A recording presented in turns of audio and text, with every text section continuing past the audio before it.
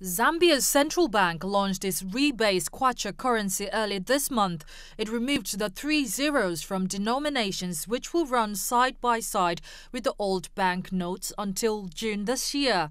Amongst its reasons for revaluing, the Bank of Zambia has stressed the problems that billions and trillions of kwacha cause for accountants and their software.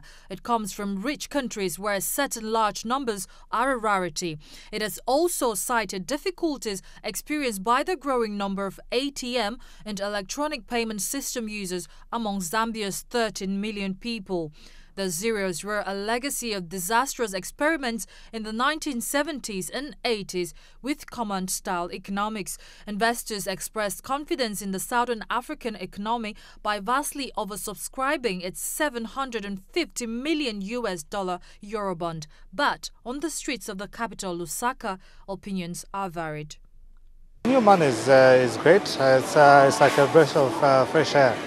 I think we've had a situation whereby, especially with our foreign friends, when they come to Zambia, it was a bit difficult for them to to calculate or to understand the denominations. So I think it's a plus on the Zambian government, and I'm happy as a Zambian that we have finally some rebased money and some notes that one can easily divide and one can easily understand. Yeah. I think I don't like this money. I think it's lighter than the ones we're using, and I see no difference since they say it's same money, same value.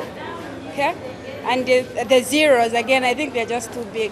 The Finance Ministry has said the launch of the new currency reaffirms the government's commitment and desire to put the country on a sound economic and sustainable growth track. Inflation in the Southern African country accelerated to 6.4% year-on-year in August last year, from 6.2% in July.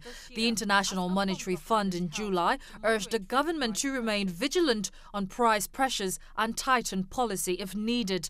Some analysts have also said the exercise was rushed and it will not add to economic improvement. Negativity which are associated with this rebasing of the currency.